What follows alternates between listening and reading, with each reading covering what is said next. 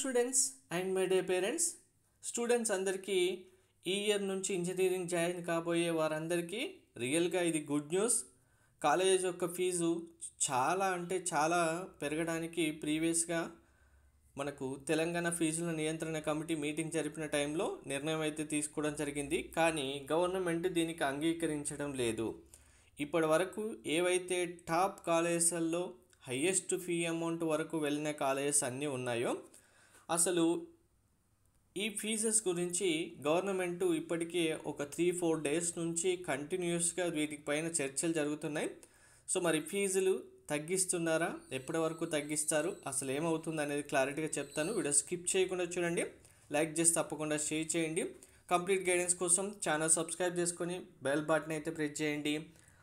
So బిగినింగ్లో ఈ fee విషయంలో ఆల్రెడీ కమిటీ నిర్ణయం అయితే తీసుకొని ఒక ఫీ స్ట్రక్చర్ అయితే డిసైడ్ చేయడం జరిగింది. అందులో చాలా కాలేజెస్కి ఫీజు 50,000, 60,000 లాస్ట్ ఇయర్తో కంపేర్ చేస్తే ఇంక్రీజ్ అవ్వడం జరిగింది. కానీ గవర్నమెంట్ వరకు ఈ ఫైల్ వెళ్ళేసరికి ఈ కాలేజెస్ అన్నిటికీ ఆడిటర్, ఎవరైతే గవర్నమెంట్ తరపున ఆడిటర్ని నియమిస్తారో కాలేజెస్ వాళ్ళు ఆడిటర్ని డైరెక్ట్గా మాట్లాడేసుకొని కావాలనే ఫీ ఇంక్రీజ్ చేసుకున్నారనే విషయం బయటికి రావడంతో మళ్ళీ ఈ ఫీ స్ట్రక్చర్ ఫైనల్ కాదు, కంపల్సరీగా మళ్ళీ వీటికి సంబంధించి విచారించి అసలు ఈ ఆడిటర్లు చేసిన ఫీ స్ట్రక్చర్ రియల్గా ఇంత ఇంక్రీజ్ అవ్వాలా, కన్ఫామ్గా అంత బడ్జెట్ ఉందా అనే విషయాలకు సంబంధించి మళ్ళీ ఆలోచిస్తున్నారు. దీనిపైన మళ్ళీ చర్చలు జరుగుతున్నారు. సో దీనివల్ల ఇప్పుడు పెరిగిన ఫీజెస్ ఏవైతే ఉన్నాయో కన్ఫామ్గా తగ్గబోతున్నాయి.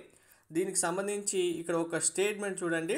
ఇంజనీరింగ్ కాలేజీల యాజమాన్యాలు అసంతృప్తిని వ్యక్తం చేస్తున్నాయి. ఇంత మాత్రం దానికి ఫీజుల నియంత్రణ కమిటీ ఎందుకు, కసరత్తు దేనికని ఇంజనీరింగ్ కాలేజీల యాజమాన్యాల అసోసియేషన్ అధ్యక్షుడు గౌతమ్ రావు ప్రశ్నించారు. సో ఇక్కడ ఫీజులు పెంచామని చెప్పి మళ్ళీ ఇప్పుడు బ్రేక్ వేశారు, మళ్ళీ తగ్గిస్తామని చెప్తున్నారు.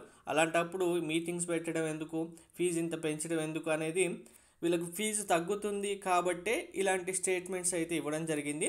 సో మీకే క్లారిటీకి ఇంకా అర్థమైంది కదా, ఫీజులు ఎంత పెరుగుతాయనేది ఇప్పటి వరకు అయితే ఫైనల్ డిసిషన్ రాలేదు. కానీ ఇంతకు ముందు చెప్పినట్టుగా ఎంత ఫీజు అయితే ఎక్కువగా పెరిగిందో దానికి మాత్రం గవర్నమెంట్ అంగీకరించడానికి రెడీగా లేదు.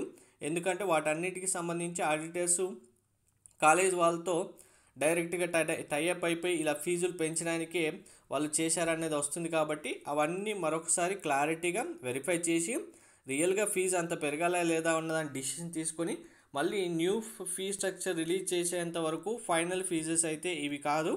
ఎందుకంటే గవర్నమెంట్కి ఫీ రింబర్స్మెంట్ కూడా బర్డెన్ అవుతుంది. అలాంటి టైంలో కాలేజ్ వాళ్ళకు ఫేవర్గా ఫీజులు పెంచేసి చేయడానికి గవర్నమెంట్ కూడా ఒప్పుకోదు. సో ఇది మనకు ఒక అడ్వాంటేజ్. గవర్నమెంట్కి ఫీ బర్డెన్ పడుతుంది, ఫీ రింబర్స్మెంట్ అమౌంట్ కాబట్టి మనకు అడ్వాంటేజ్ ఉంటుంది. లేదు అంటే ఎప్పుడో పెంచేసేవాళ్ళు, ఫీ రింబర్స్మెంట్ లేదు, డైరెక్ట్గా గవర్నమెంట్ మీద బర్డెన్ పడదు అనుకుంటే ఇప్పటికీ ఈ ఫీజులు అన్నీ ఎక్కడికో 3 lakhs 4 lakhs వెళ్ళేవి. సో ఈ అడ్వాంటేజ్ మనకు ఉంది కాబట్టి దీనివల్ల అయినా గవర్నమెంట్ ఫీజులు తగ్గించబోతుంది. తగ్గిన వెంటనే న్యూ ఫీ స్ట్రక్చర్ ఏంటి అనేది మీకు ఇన్ఫామ్ చేస్తాను. ఫీ బేస్ చేసుకుని కూడా మీరు కాలేజెస్ డిసైడ్ చేసుకోవచ్చు. Thank you.